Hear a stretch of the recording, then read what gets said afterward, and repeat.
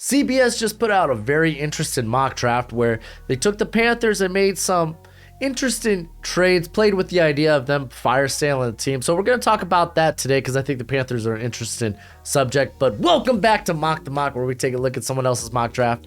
And I'm mocking, giving you my views, thoughts, and opinions, and what's crackin'-lackin'. It's your boy Broshmo, just in case you did not know. So go ahead, become a bro, and subscribe. Leave this video a thumbs up if you enjoy the content. As always, let me know what you think in the comment section below. Let's have that nice, beautiful football discourse. Let's go ahead and switch over. As you can see, DJ Moore, I imagine they have him moving in this mock, and we'll talk about that when it comes up. But if you're not already, go ahead and support Underdog Fantasy. Of course, if you're of age, if you like doing weekly fantasy drafts or player pick'ems or college picks, then go ahead, use promo code Broshmo when you sign up. Helps the channel out, and it hooks you up to begin your Underdog Fantasy journey. Remember, bet responsibly.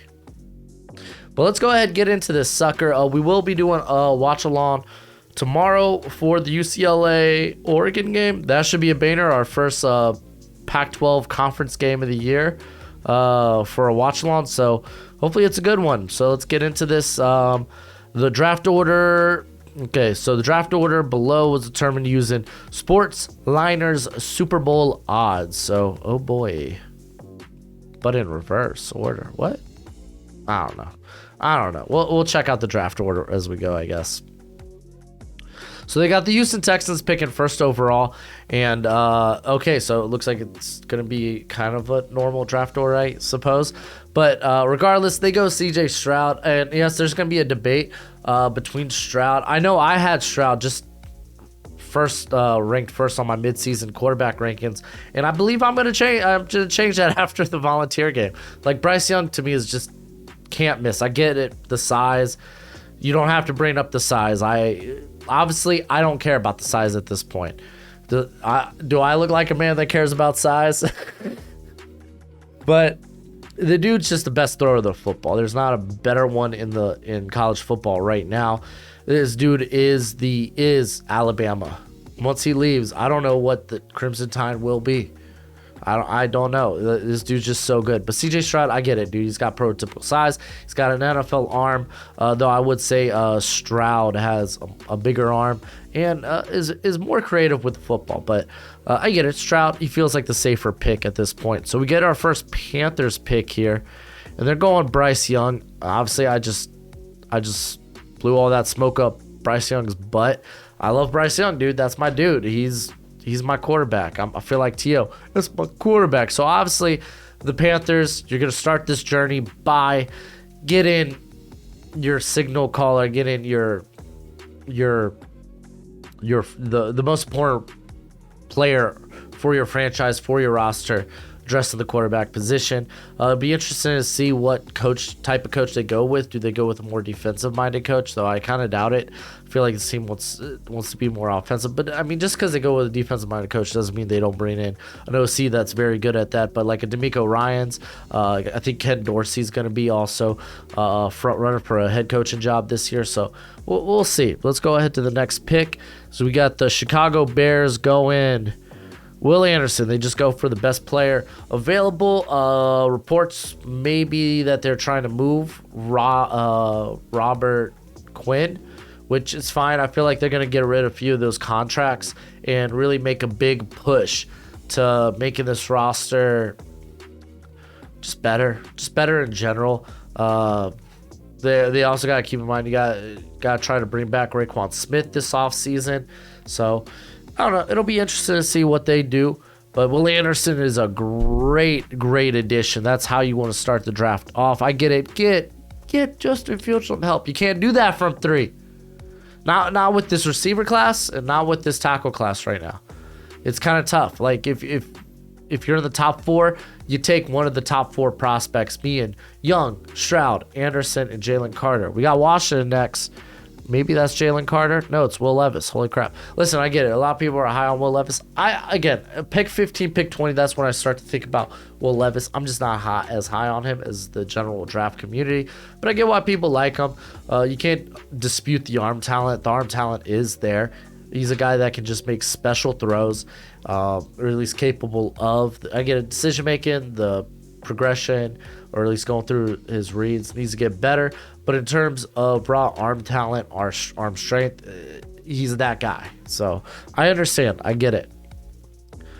On to the Seattle Seahawks as they go Jalen Carter, big meaty boy, left on the board. They could use a big meaty boy. That's a great pick by Seattle.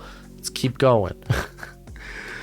The Detroit Lions are going Keely Ringo, dressed in their secondary. I get it. After the top two quarterbacks, quarterback 3 gets a little fuzzy. Some people like Levis. If you're like me, I really like DJU, but I don't see him as a top 10 guy. There's Tanner McKee. Really, the draft community is kind of split on him.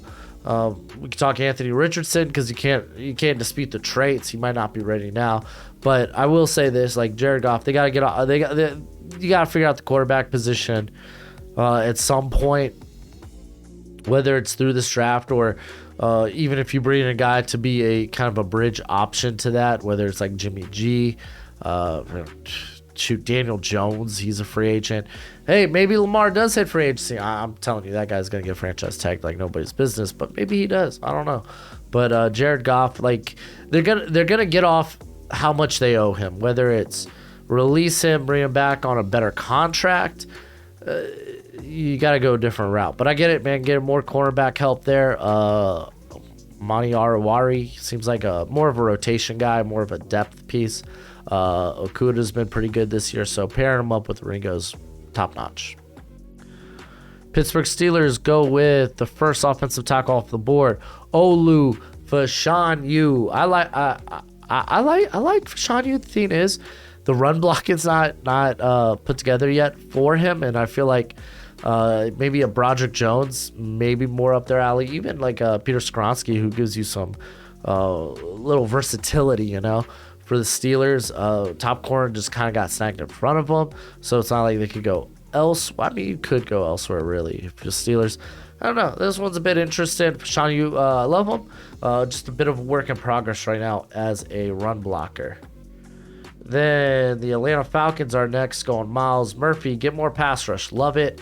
Arnold Ebiketie kind of had his little breakout last week. Let's see if that's something that continues year long. If you still got Grady Jarrett, so that's a great pick. I love him. He's a physical specimen, that Miles Murphy. All right, Houston Texans. I'm kind of not concerned. I'm curious who they go with, and it's Brian Brazee. I know some people are not as high on him as I am. The dude's just been playing really good football and win on the field. Has obviously dealt with his sister passing away this year, and then he also had the kidney infection. But whenever he's been on the field, he's been amazing.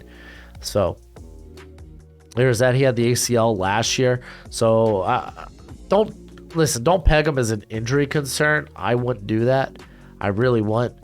Because again, the kidney infection is something that just popped up. It's not like we've all had our like one wonky illness or something that happened.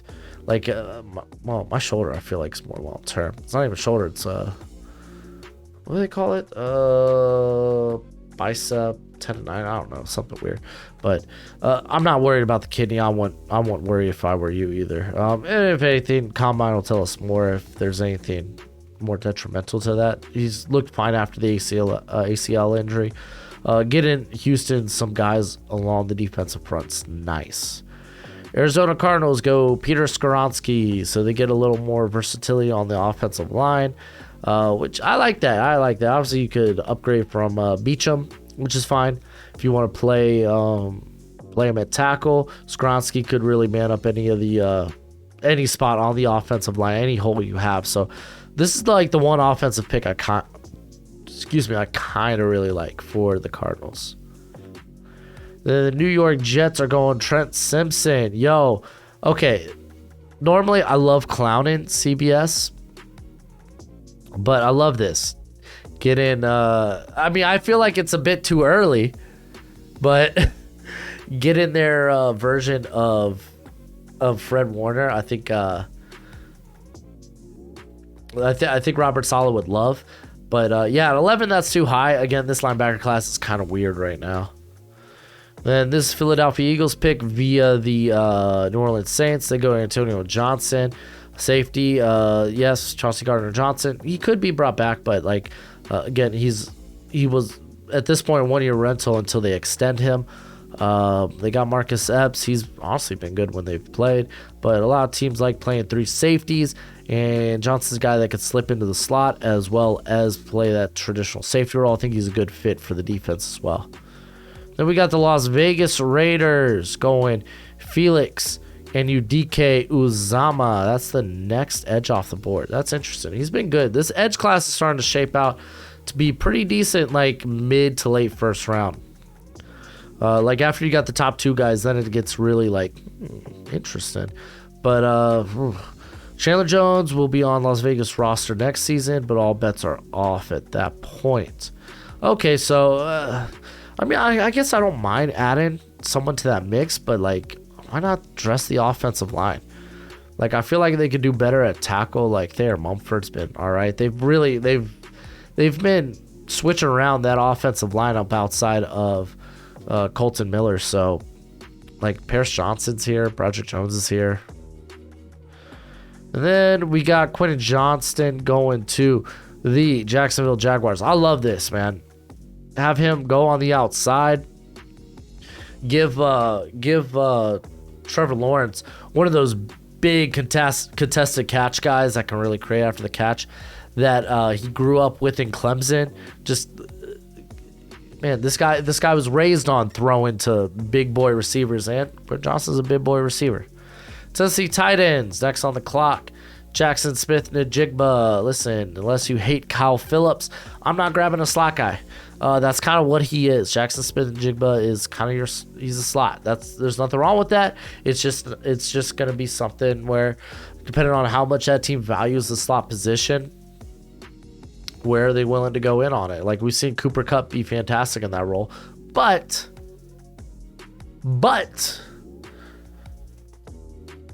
he's like the only guy that's done it. So like Jackson Smith-Njigba is wonderful. Like, he's not a high-end athlete. I think he'll win on the outside, but I think he's going to be this second half of the first round type of guy where you're like, you know what? Yeah, let's get a playmaker in the slot. The New York Giants go Christian Gonzalez. So yeah, if they can't go quarterback, then I like the idea of Christian Gonzalez. Good fit for Martindale's defense, by the way. Dory Jackson's free agent after the season, so I like it. This is a trade up. Okay, so the Chiefs trade up from the Patriots and move in to get Jordan Addison. Okay, so they get a receiver that could maybe be what they're hoping Tyreek Hill, man. Because, yeah, man, the receiving core has been missing a little bit of stank this season there in KC. I don't know. Like, I feel like there's other areas you can get, but Jordan Addison at this point is like a really, really good option for the Chiefs if they move up. Kind of depends what they okay, hold on. We got the specifics of the trade here. Kansas City sends left tackle Orlando Brown to New England in exchange for Isaiah Wynn.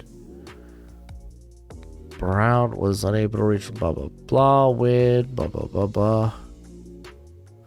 So wait, you're sending Wynn and a first rounder for Orlando Brown? He ain't worth that much. I don't know. Maybe there's more to this trade than meets the eye, but I don't know, man. I don't know. All right, we got another trade as the Seattle Seahawks. This is one of the Panthers trades. So the Seahawks, they send a first rounder to the Carolina Panthers in exchange for Brian Burns. Now, I haven't heard anything. It sounds like Brian Burns is one of the guys that they want to hold on to. They got to figure out what they're going to do with this contract. They're not in a good spot right now to make a move on his contract. I really don't know how much. Like, I can imagine them moving like smaller pieces easy, like Matt Ioannidis, however you say his name. I could see him getting moved. I could see maybe a guy like Shaq Thompson get moved. So, like, Brian Burns is kind of next on that list, man. Because, like, will they be able to re-sign him, bring him back? That's a big question. Oh, regardless, Seahawks, they get Brian Burns. That's fantastic. And the Panthers, they go ahead and get Paris Johnson. What? Okay. Okay, so in this, they move Akem to guard? I mean, I guess. I mean, I just get more talent on the offensive line. Sure, fine. Like, I like Paris Johnson a lot. I mean, they got Moton, but Akem Ikwanu, they drafted him to be that guard. I don't know. That one's interesting. You let me know in the comment section below. Pick 20, the Indianapolis Colts go Broderick Jones. So they get that left tackle shored up. I think quarterback obviously is in play. We should be getting a better look at Bernard Ryman this week, maybe even later in the season. He's had a few snaps. They weren't all that impressive, but still, like, you gotta, let's get a bigger sample size of that. But I get the idea of trying to find a left tackle, but like, there's a lot of quarterbacks right here that I'd be willing to take a swing at if I'm the Colts. All right, so the Bengals go Kayshon Boutte. So T. Higgins is a free agent after the season. And in this hypothetical situation, they move on from Tyler Boyd. So it sounds like they try to bring back T. Higgins and they move on from Boyd. That's very interesting. But Boutte, dude, like, he just had his best game of the season. Maybe that's a sign of more to come, hopefully. But he's got a lot of rehab into his stock. Add him to the Panthers is scary, dude. Joe Burrow didn't play with Boutte. I'm pretty sure. Yeah, because Boutte arrived in 2020. So, yeah, there ain't no way they played together. But pairing him up with another LSU receiver, that's kind of wild. I mean, it gives him a nice guy after the catch.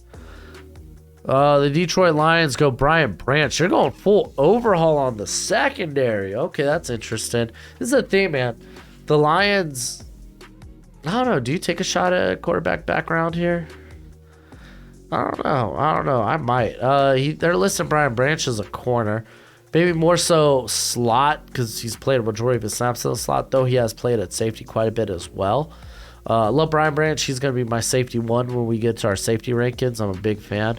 And I'll talk more about him there. But this is an interesting draft strategy for the Lions. Because you would have liked to come away with the quarterback unless they do something with the quarterback position during the offseason. There's no way they're paying Goff $31 million next year. And Dallas Cowboys, Osiris Torrance. B.J. Robinson's still on the board, by the way. But they're like, to hell with it. We want to get more offensive line help. Tyler Smith's looking really good at left tackle. Obviously, they got Terrence Steele looking pretty darn good at right tackle. So addressing the interior, probably that left guard spot. You grab Torrance, who's been wonderful. If you haven't checked out my offensive line rankings, I just did that yesterday, so you can go ahead and check that out. But Bijan on the board is still very interested. And then the Chargers go Michael Mayer. They grab a pass catcher. Gerald Everett's been fine for him. Not to say that's someone they should go with moving forward. I mean, it's Michael Mayer. He's great. What's the word? Value at this point, but maybe you're looking for something a bit more valuable at that. I mean, I'm in between on it. It's good value. It's a good pick. Might be looking, maybe you do look, I don't know. I feel like the problem with this team recently is they've been too underneath. Like, they haven't been able to get that deep ball going. They really haven't. And Michael Mayer doesn't really help with that. So that's my thing. All right, we got the Panthers. They trade up again, and this time it's DJ Moore going to the Packers, which means it'll never happen. But it's exchange for a first rounder. Thing is with this, because that would be great for the Packers. They get a guy that can separate. The Packers receivers don't know what separation is. And with the Panthers, from what I've heard, it sounds like DJ Moore is not on the chopping board. I didn't even mention Christian McCaffrey, dude. He's probably the most likely to get traded. But it doesn't sound like DJ Moore is going to be on the trading block. Doesn't sound like it. But again, a lot of things can change. And they're replacing with Josh Downs, who's I really think ends up being in the slot. He's not Jahan Dotson, but he is a twitched up athlete. I like him better day 2. Like Downs is pretty solid.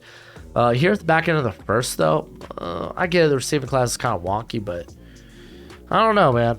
I don't know how I feel about these 2 picks that they just did with the Panthers. Kind of indifferent. Eli Ricks going to the Ravens. Fun fact, Eli Ricks has played like less than 100, maybe like 78 snaps this season on defense. No way he goes in the first round. No way he comes out with that type of just haven't seen him. Like we know what he can do, but we got to see it. All right, the Miami Dolphins go Bijan Robinson. Come on, man. Like, listen, dude. I love Bijan. This is great value for Bijan. I'm fine with it here. Mike McDaniel doesn't. Like, he knows he could get by with journeymen and day 3 guys. Raheem Mostert. Hello. You got Elijah Mitchell. Jeff Wilson. Like, come on, man. Like, I just don't see the Dolphins doing that. The Minnesota Vikings, they go Cam Smith, adding to the secondary. I like the addition here. You really don't know what you have right now in Andrew Booth since he hasn't been able to hit the field. Patrick Peterson's a free agent. Cornerback's such a volatile position. Just load up your cornerback room with competition and talent. I'm cool with that. And Jalen Duncan going to the Tampa Bay Buccaneers. I talked about Duncan in yesterday's video. Check that out. So apparently if they cut Donovan Smith, it would save them roughly $10 million in salary cap next season. Maybe they could put that forth to try to bring back a Sean Murphy Butter and Jameel Dean. I don't know how that happens. Jalen Duncan, I get why people really like him. I'm just not there yet with him. Don't know if I will be. And then this is the Patriots pick. They moved back. They're grabbing Noah Sewell as the second linebacker on the board. I just actually released my linebacker rankings today and see why I don't think there is a top, like a first round linebacker in this class right now, apart from maybe Simpson and Toa Toa. And even then, I'm kind of like grinding my teeth. I feel like they'd go for a more valuable position here. What are the options they could go? Because a lot of receivers went off the board. Maybe you dip into the corner class. But, there's a lot of good corners that'll be available day 2 for the Patriots. They do have Orlando Brown now in this scenario.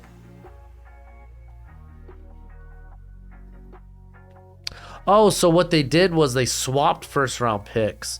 And they swapped tackles. My gosh. Oh, my gosh. I swear I'm going to see that in the comment section, too. And it just dawned on me. I should just say, hey, just go look at this part of the video. Oh, my gosh. Regardless, oh, man. Yeah, I'm not in love with this pick. I feel like there's just... You could go with the defensive interior class, get someone next to Barmore. You could go on one of those edges. There's a lot of good edges at this part of the draft right now. Speaking of which, here's one. We got Jared Verse going to the Philadelphia Eagles. I think they would love to address their defensive line at some point with one of those picks, especially the edge, as they have a lot of big free agents. Well, at least like Brandon Graham up there in dog years, Derek Barnett, who cares? He's gone after this year. So they love depth on the defensive line. Jared Verse would be that. Man, I'm telling you, man, this edge class gets muddy after edge 2. And then the Buffalo Bills go Gervin Dexter. What the heck? I know that they love a deep rotation with their defensive line, but doesn't this feel like overkill going within the first round here? Feels like a bit of overkill. Like Tim Settle's been all right. Ed Oliver's been really good when on the field. He's been a little banged up this year. So I get like if you're the Bills, you really could go in any direction you want. So that one's interesting. I'll give them that. That's interesting. But let me know what you thought of this mock draft. What did you think of those Panther trades and what they ended up drafting there? Because they had 3 first-round picks in this draft. So let me know in the comment section below. That's it for the video. Go ahead, do the YouTube thing as always. Until next time, you be easy, my friends. Later.